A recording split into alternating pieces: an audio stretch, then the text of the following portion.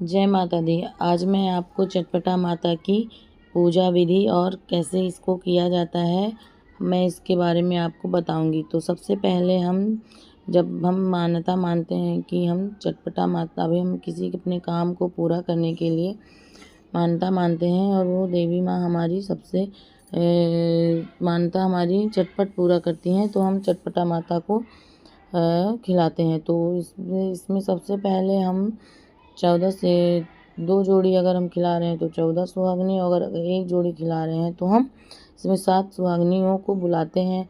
सबसे पहले सारी सुहागनियों को रंग लगाया जाता है और रंग लगाने के बाद हम चटपटा माता की पूजा करते हैं। इसमें हम मम्मी मेरी जो है 2 लोगों को 2 जोड़ी खिला रही हैं, इसलिए 2 जगह बैठाई हैं देवी जी को। और इसमें देखिए, और अगर इसमें 7 ले लेते हैं जो चटपटा माता होती हैं, उन जैसे सावन मैया की पूजा होती है वैसे ही सारी पूजा विधि वैसे ही होती है, लेकिन इसमें हमें खड़े खड़े ही प्रसाद लेना पड़ता है।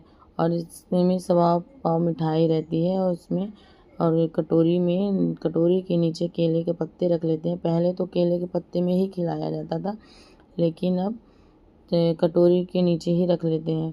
और इसमें हमें देखिए सारी सुहागनी खड़े खड़े इसको खाएंगे और कथा सुनाई जाती है। इसमें चटपटा माता की कथा होती है। चटपटा माता की इतनी कृपा होती है कि इसमें हमारे सारे काम जो हमने मान्यता मान रखी होती है वो झटपट अगर पूरी हो जाती है तो हमें इसे चटपटे से खिलाना पड़ता है।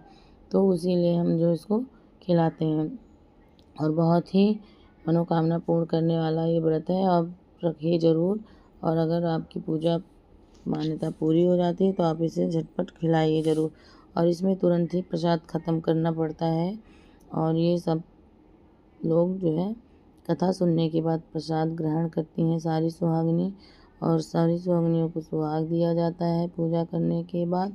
और ये देखिए, मैं अपने मायके आई हुई थी तो मम्मी ने मेरी चटपटा माता की पूजा रखी थी, जिससे मुझे भी सौभाग्य प्राप्त हुआ इसमें शामिल होने का। और उसके बाद आरती करेंगे। इसमें सारी सब कुछ खड़े खड़े ही जो है इसमें करते हैं, बस पूजा करके। और फिर हम ये देखिए, जैसे आरती होने के बाद सारी औरतें अपना प्रसाद खड़े खड़े ही खाएंगी। और खाने के बाद हम इसमें सभी औरतें गाना गाएंगी, गाना बजाना। और ये देखिए सारी सुहाग की सामग्री, श्रृंगार का सामान, सारी चीज़ें चढ़ा के इसमें पूजा करने के बाद, इसमें हम आरती करने के बाद फिर देवी माँ की पूजा करेंगे, गाना बजाना के साथ उनको विदा करते हैं। और सारी औरतें एक एक करके पूजा करेंगी, सुहाग लेंगी इसमें। और जो है अब आरती हो रही है, आरती के बाद हम प्रसाद ग्रहण करते हैं। ये देखिए, जैसे कि आप देख सकते हैं।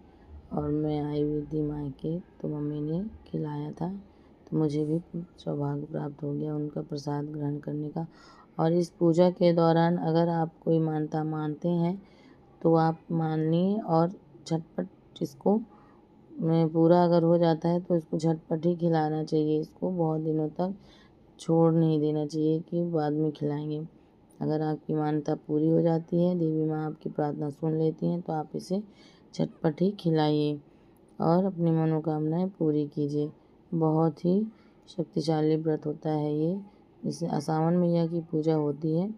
तो अब आरती हो चुकी है और ये देखिए सारी औरतें प्रसाद ग्रहण करती हैं। इसे हमें खड़े खड़े ही खाना है, और इसमें खड़े खड़े ही खाना है और इसके बाद पूरा ख़त्म करना पड़ता है, इसको बचा के नहीं ले जा सकते।